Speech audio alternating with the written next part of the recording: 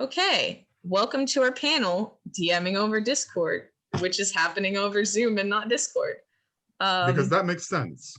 Everything makes sense. Speaking of DMing over Discord, now one of my players has decided it's the perfect time to start DMing me questions. Well, tell them later. Tell them later. Yeah. Yeah, I think I wrote this down, but we're going to start with quick self-introductions, whatever name we want to go by, pronouns, what TTRPGs you play, what is your GMing experience? Who wants to start? Okay, go Connie. I'll go first. Hey, I'm Constant, or Connie, as Yuna likes to call me. I use they, them pronouns, and I like to play 5th edition and 3.5 edition D&D, but I can only run 5th edition because it's so much easier. So yeah, I've run a lot of those games, both in person and online. Yes. I'm Orange Juicer OJ, not my actual name, obviously. I use he, him pronouns, but I haven't set them up on Zoom because I'm lazy.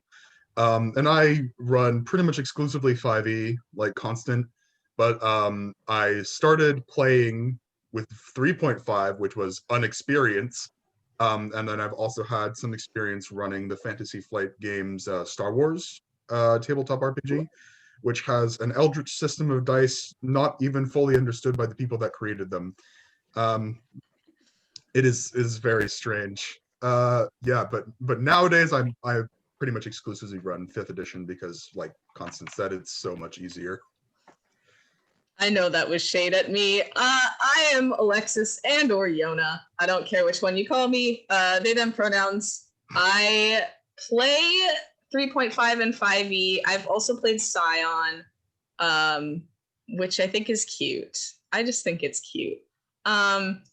There's no way I DM it, though. I don't get the dice pool system. It confuses me every time. I mostly DM 3.5, but sometimes I DM 5e for one-shots. And I love 3.5, but I also know that both of you are judging me for that, and that's okay. We've had this discussion. Yeah. I played guest in one of Yona's 3.5 edition campaigns where one of their players had managed to finagle themselves into being able to infinitely cast any spell at any level as a 0th level cantrip for free, which allowed them to solo the avatar of Heronius, which was the character I was playing. We had fun. I know she's a munchkin. Yeah. Anyway, let's not throw shade at my younger sister. Instead, I have some questions that we prepared that we're just going to run through, and then at the end, or frankly, anytime in between, we will take questions. If people want to post questions in the chat, then we'll answer them. So the first question I have is, how did you get started GMing or DMing or whatever you want to call it? Connie, do you want to take this one or should I? Yeah, well, you might know a little bit about this one. Yon, I did start a pretty long time ago, back when people were still able to meet up in person, specifically when we could go and grab fast food at our high school and then sit down. The before and times. Yes, indeed. So we were able to claim that it was a club for philosophy and try to get it counted, and we were officially in the books, if I remember correctly. But I never managed to become president of the club, despite bringing food all the time. So I carry a great grudge about that. Was the club the Ogre Kingdoms? Pretty much. Yeah, okay. Okay. For me, my interest in D&D started with Order of the Stick, the webcomic. Excuse me. I read through Order of the Stick a bunch, like twice over, and then I really wanted to get into D&D, so I talked to my dad, who has been playing D&D since the 80s, because he's basically just me plus 40 years. And he picked up some 3.5 edition books for us from a book stop while we were on we were out in the islands, so it was like a really weird first introduction to D&D, because we hit some like tiny island bookshop, picked up whatever 3.5 edition splat books we could find, and then rolled up some characters and started a little mini campaign there.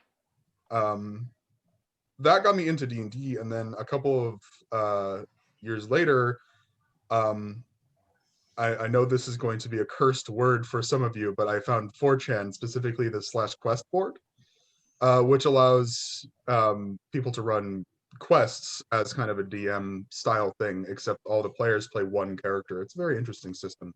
That got me into running games, and then I actually found like a club in high school where I could connect with people.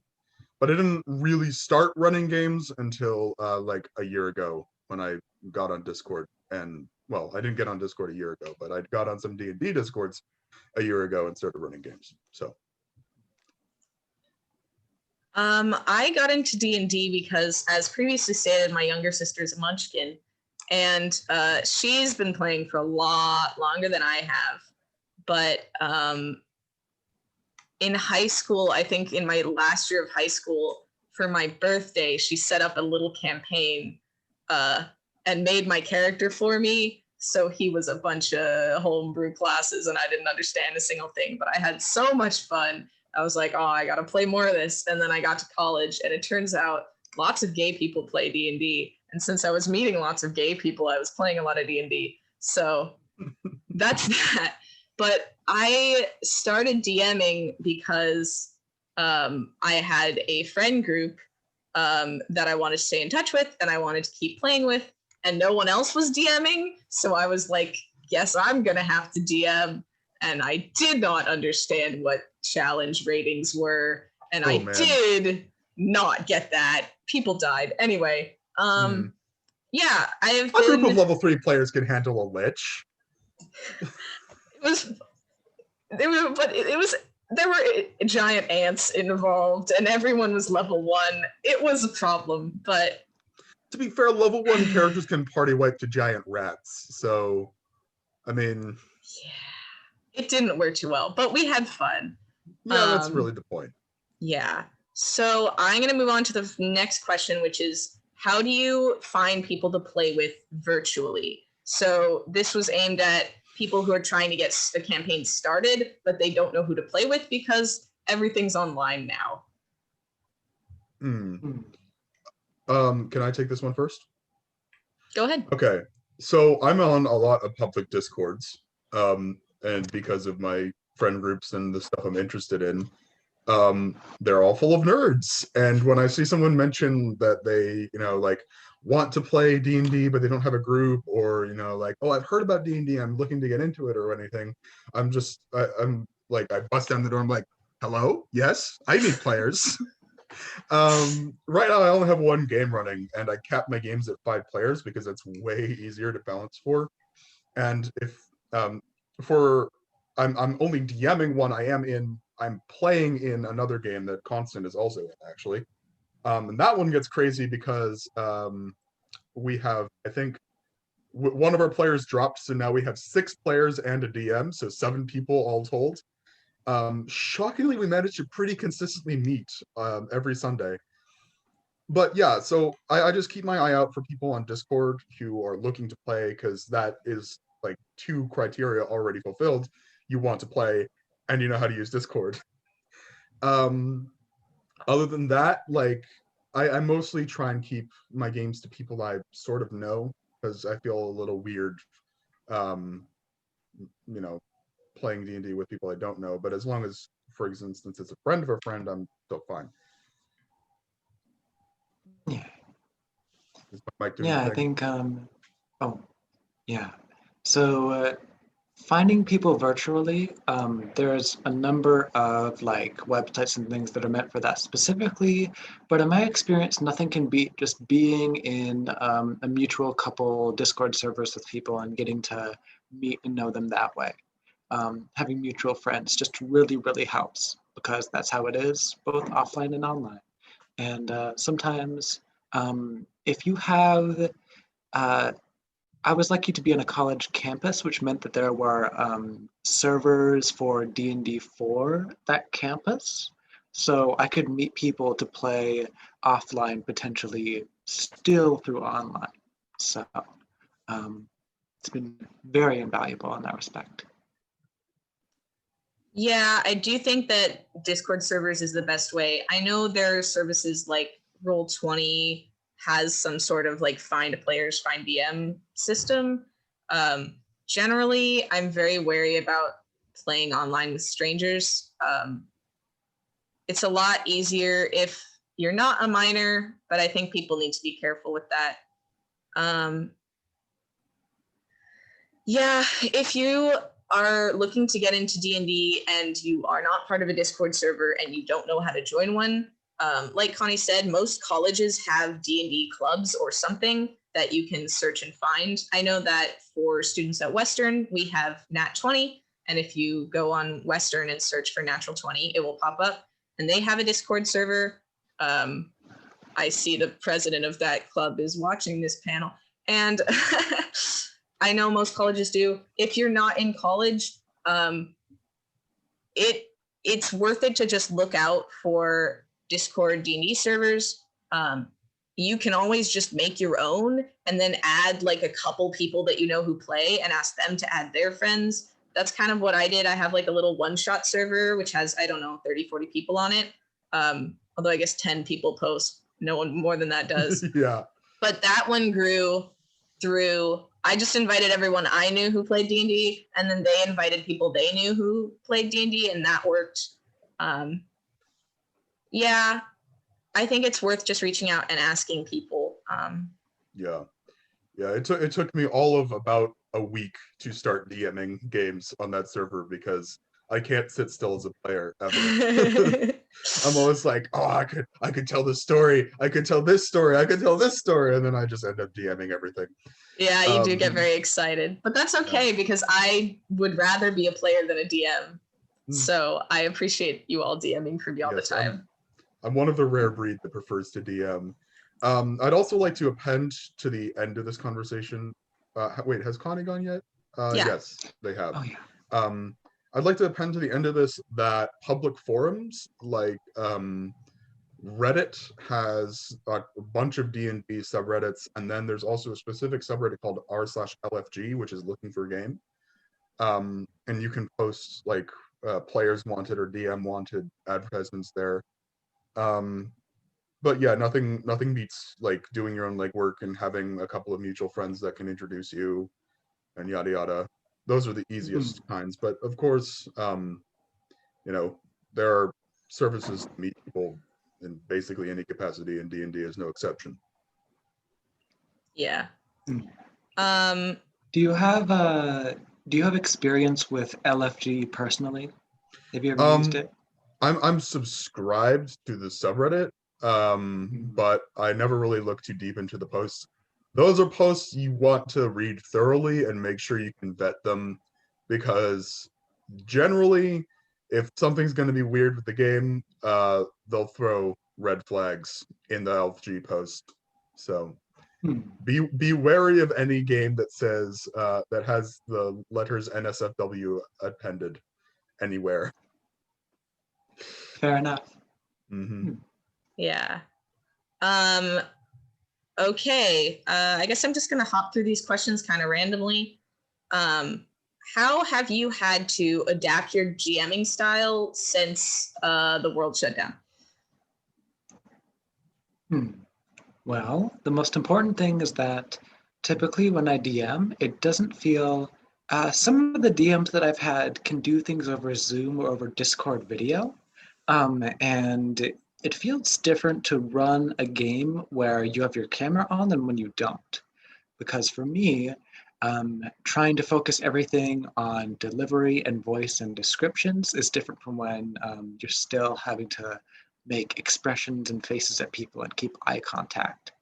So in general, the thing is, looking at someone over a screen doesn't always feel like looking at them in person. So you just have to get into a new rhythm of how to read people and make sure that they're comfortable and doing well over this new medium. Yeah, explicit communication is really important, My DMing style was actually founded online, so I really haven't had to adapt that much or even at all. I've only DM'd one game ever in physical reality, and it lasted about 3/4 of a session. So again, I never really built up habits from DMing IRL, and I haven't had to adapt that much. My advice is uh, voices are incredibly important. If you can adapt your voice in any way, um, it'll really help distinguish characters from each other. It'll help your players get into the headspace. It'll help them like imagine what's going on. Um, Take a page out of Matt Mercer's book and start making sound effects and whatnot. And even if you're not running with a camera, you can do like gesticulations and stuff to help you picture what's going on as well. Don't underestimate the power of like just, you know, giving a character personality through action, because that will help you think of what they would be saying, what they would be doing, how they'd be interacting with the party, et cetera, et cetera, et cetera. Yeah, I think like you, OJ, I also started DMing online. I have mostly DM'd online, although I've had in-person campaigns. And yes, questions are allowed. I'll get to you after I finish answering the current one. Yeah, so most of the way that my DMing has changed is that I have had to actively check in more with my players. I think even games that were originally online, I have to like keep checking in with everyone, making sure they're on board, making sure that they're happy with how things are going. Because if I'm not meeting with them in person or chatting with them a lot, then I might not know if they're actually upset about something that's going on or if they're not having fun. It's hard to tell sometimes. So I've been working on like being more active about staying in touch with them, especially for the D&D sessions that I'm doing that used to be in person. Oftentimes we'll all forget about it, and then a month later we're like, oh wait, why didn't we schedule another session? And then we all meet up and hurriedly do it. But I think that making sure you're checking in with people regularly has been very important. And yeah, Nee has a question here. If people aren't used to doing voices, how would you all say is a good way to learn? I'm going to field that to OJ because I suck at voices and OJ's a master, although Connie also does fun voices. Yes. So the voices is a skill. Not it's partially talent. But there's a lot of skill involved.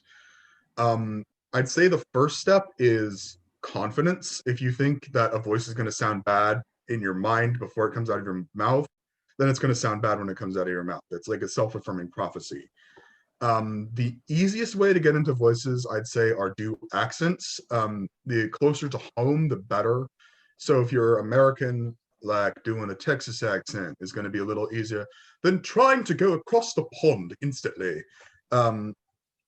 Accents that are common in media can help a lot. For example, English and Texan. Those are both really common accents that it's easy to get. Once you start going to like Russia, that strays more into stereotype than actual linguistic reality. I also modulate my voice up and down in pitch a lot, depending on the type of character. A voice can be as simple as going low in your register and speaking a little more slowly for an intimidating villain, perhaps. Or you can pitch yourself up and speak a little quicker if you want to communicate a hyperactive fairy. Varying your voice too much can start to feel strenuous, and I wouldn't recommend going too far with a voice, because that can actually physically hurt you if you're not careful. Start small, work your way up, imitate people. Those are my like 3 main tips. Yeah, those are all very important. And I'd want to stress the importance of knowing your own capacity when it comes to pitch and register. Figure out what you can normally do with your voice and how you speak, and then you can toy with it a little bit. All right. I don't have an answer to that question, so I'm gonna leave with that. You know, I'm not very good with voices. I try sometimes. Yeah. Next question then. What difficulties have you experienced playing virtually? I'm gonna start with this one. Yeah, there have been difficulties. Technical difficulties are always a difficulty. I know I wrote this in like bold in our Google Doc, but oftentimes you'll have like one player who talks extremely quietly because their microphone is weird, or when we play Discord D&D, for some reason, I don't know what's up with you, OJ, but you get this weird static sometimes. We haven't figured out how to fix it. It just I happens. don't know what causes it. It just occasionally happens. I don't even know if it can happen over Zoom. If y'all start to hear like a terrible hissing, spitting alien in your brains, then let me know and I'll mute myself. For some reason, muting myself fixes it. Who knows? Like muting and unmuting fixes it. There's a lot of like really weird technical difficulties that will happen. It doesn't matter which platform you play on. I've played over Skype. I've played over Discord. I've used the Roll20 chat function. You're going to get difficulties with all of them. Sometimes we've had to play text sessions because of technical difficulties, or just because a player was not up to doing voice. That's been pretty difficult for me, because I've found that when you're playing text sessions, it's really easy for your players to like zone out and not pay attention. And they'll just go off and start doing something else, and then I'll ping them like, hey, it's your turn, by the way, and then they won't respond for 5 minutes.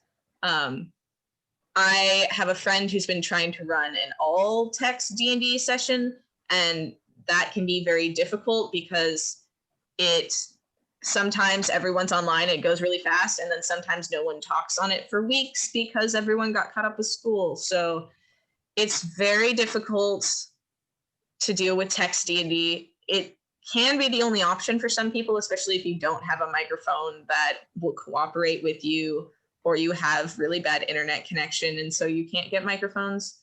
But yeah, that has been a difficulty for me. Mm-hmm. Yeah. Playing over text is certainly a different beast than playing over voice. I have a little bit more experience because I've been on servers where there's things designed for playing by text. And often you have to have a combination of, I find it's useful to separate out roleplay chat and then out of character chats to make sure that people aren't caught up in conversation and too distracted. And then if you set session times like normal, often in the time of coronavirus and quarantine, I've seen a lot of servers struggle to keep up like long form RP that people can do at any time. People don't seem to keep up as much in these recent days with those things when they're allowed to dip out. But I find that if you schedule it for regular times, like a D&D game, like a weekly time, for example, and people can get into the process of typing things out as if they were a story, then that is a little bit easier. So sometimes if people can't make it work, if they simply can't do it, then you have to sit down with your players and talk through it as if you would talk through like anything else that really gets in the way of a game. Just because if all that you are relying on is the text, then you have to make sure that the text comes out right, because it's all a back and forth. Yeah. Like Yona mentioned, occasionally demons possess my microphone and cause terrible mischief. That's my only real technical issue on my end, but of course I've dealt with people dropping connection. I've dealt with people like not having a good microphone. I've dealt with people being too quiet over the connection. Discord allows you to moderate this somewhat by increasing their user volume, but that only allows you to go up to 200%. So, it's a crapshoot whether that'll actually help in the long run. But I gotta say, my most like player-related issue has been attendance. I recently had somebody drop out because they couldn't make it to my sessions, which was unfortunate, but I was already threatening to kick them because they had skipped 2 sessions with no explanation, no warning, etc.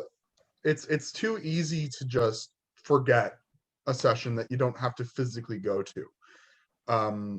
Like if it's just time based and like you're supposed to be on your computer, then you can just space it, and it's a little too easy to do that. Other than that, like I said, I've been DMing online for basically my entire career.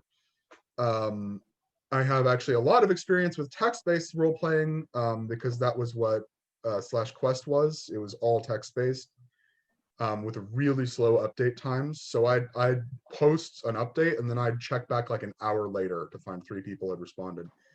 I do know that there are some, this has actually been a tradition since the early days of the internet, but roleplay IRC is pretty common. It's especially popular, weirdly enough, among the SCP Foundation community.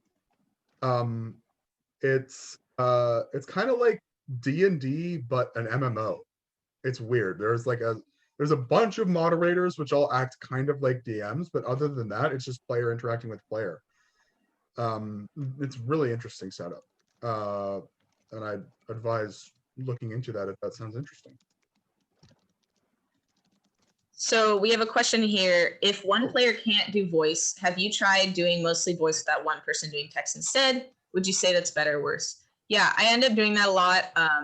We have a player whose microphone doesn't always work in one of my campaigns, and so everyone else will be in voice, and they will be hearing what we're saying, but they can't respond via voice. So instead, they'll put it in the text chat. It's better than doing it entirely by text, in my opinion. It still runs the risk of them getting left behind because they can't type as fast as I can talk, because I can talk pretty quickly. But yeah, but that does sometimes work. You do have to make sure that they can hear everything and that people are paying attention to the chat. Sometimes I'll be talking and they'll be in the chat and the other players didn't notice that there was a one player in the text chat and just weren't responding to anything. So you do have to make sure everyone's on the same page, but that is definitely an option. Yeah, certainly. And a lot of this, some of this will rely on the player, whether or not they are a reactive and fast typer. So in general, there's more limits on what a DM can do to accommodate that, and it relies on the players both being able to see and engage with the player that's typing, and then the player that's typing being able to keep up with everyone else. Yeah.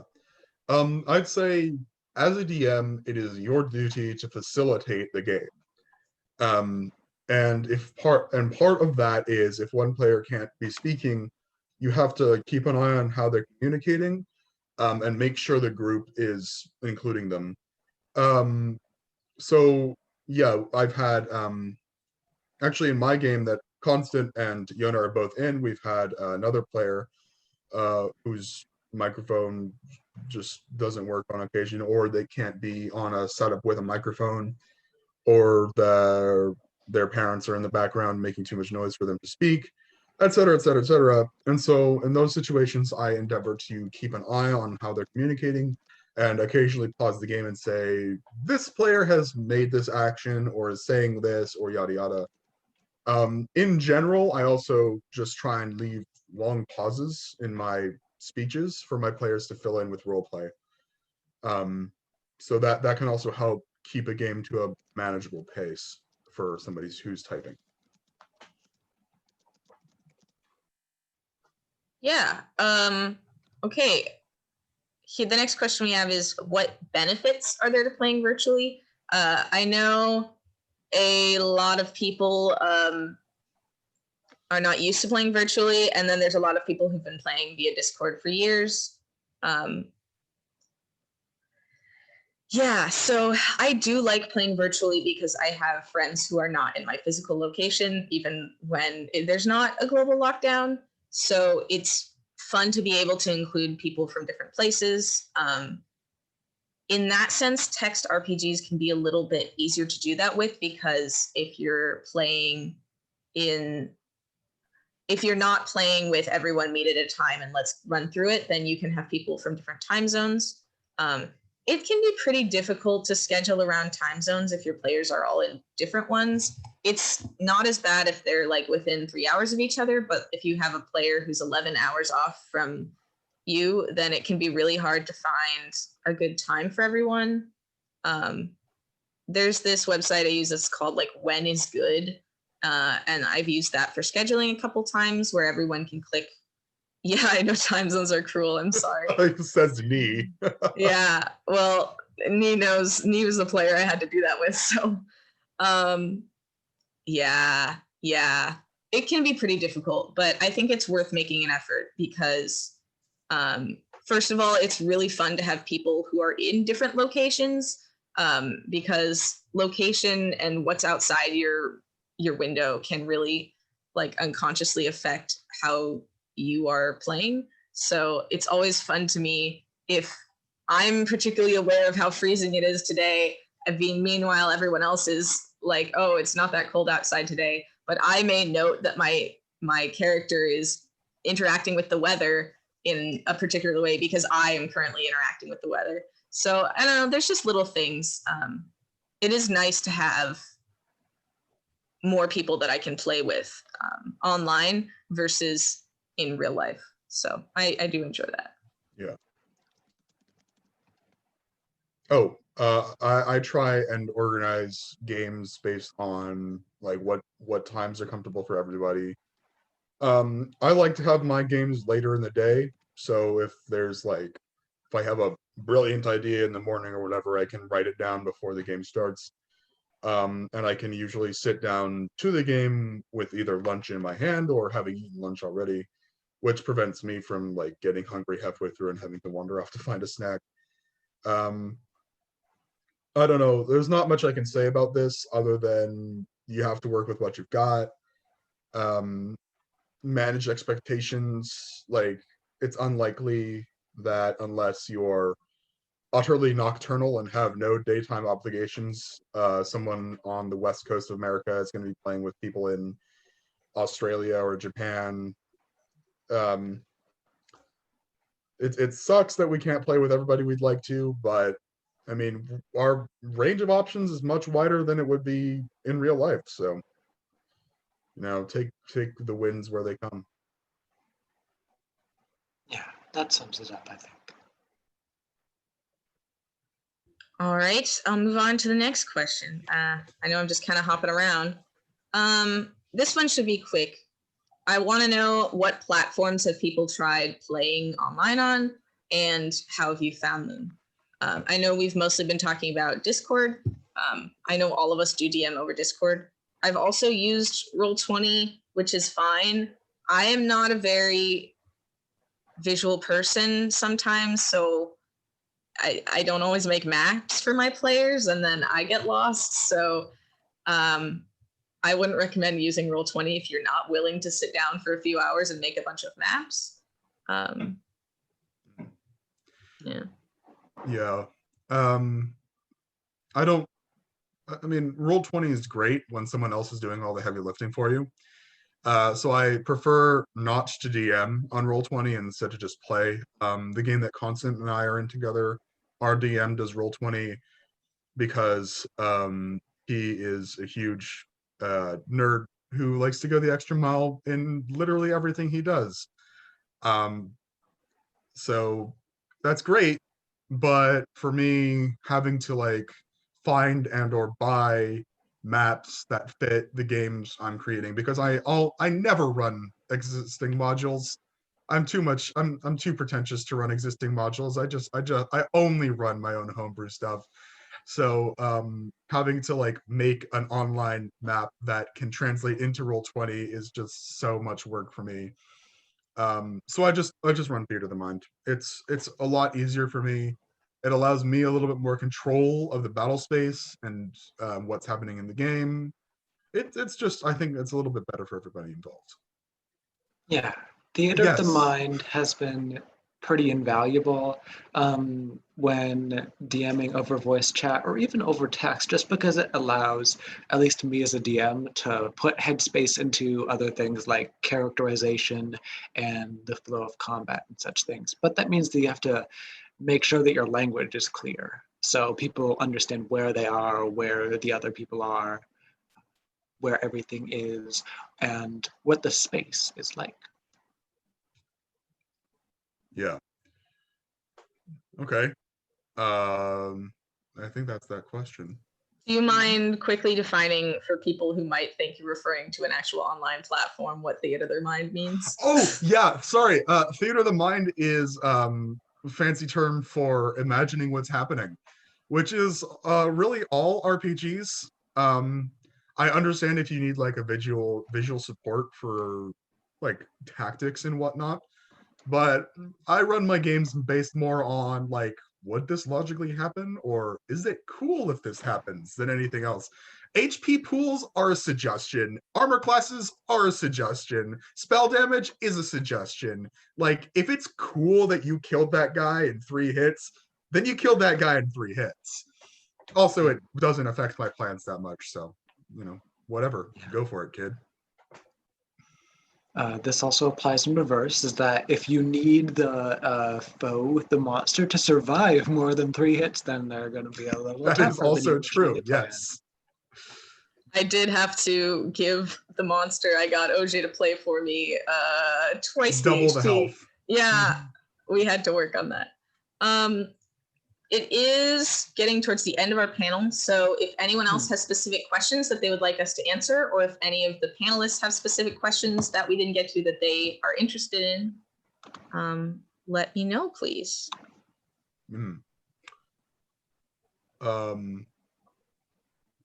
we all just acknowledge that Dice Parser is the superior dice bot? There's so many dice bots. Okay, so for people who don't run Discord servers, they might be confused. You can install bots on your Discord servers, and then you can get the bots to do things like assign people roles and pronouns or roll dice for you.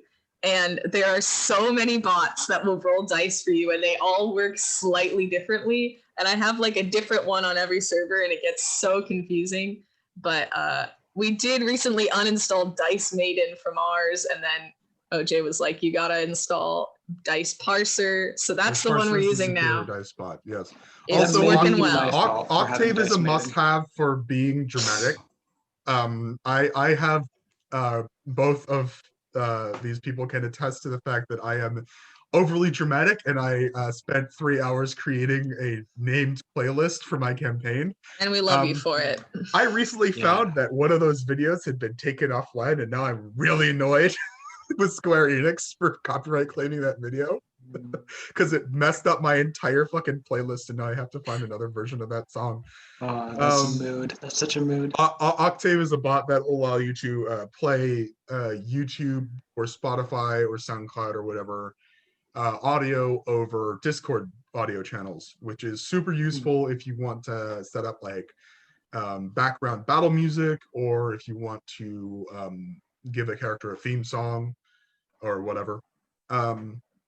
And I use it a lot because I'm a very musical person and also dramatic as hell.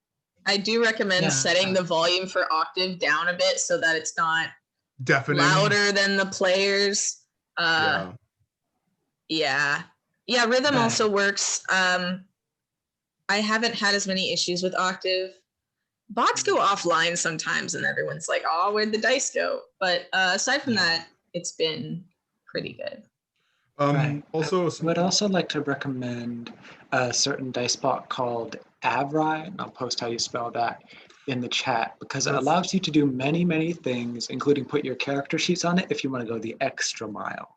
Oh, that's so extra. Avray is actually the official Wizards of the Coast D&D Beyond Discord bot, which is so much nerd in one concentrated spot. I'm surprised it hasn't imploded and summoned Gary Gygax back from the astral plane. My advice with dice bots is if you're on Discord and you're a little bit Discord savvy, make an extra like server just for your dice bot, so you can hide your rolls. because rolling behind a screen is really tricky on a Discord that you do not own, because you can't make a perfectly invisible,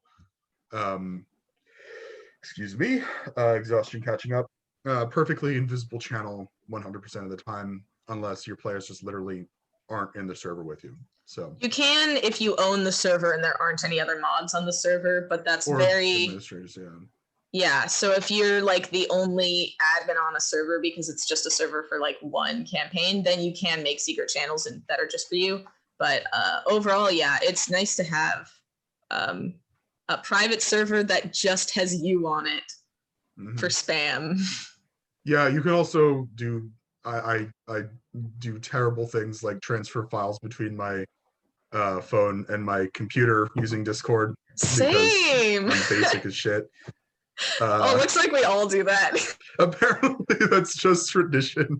I have a friend who has a Discord, but he forgot his Discord login, so he hasn't used it in years. And every time I have to send things to my computer from my phone, I just Discord it to my friend because I know he's not looking at it.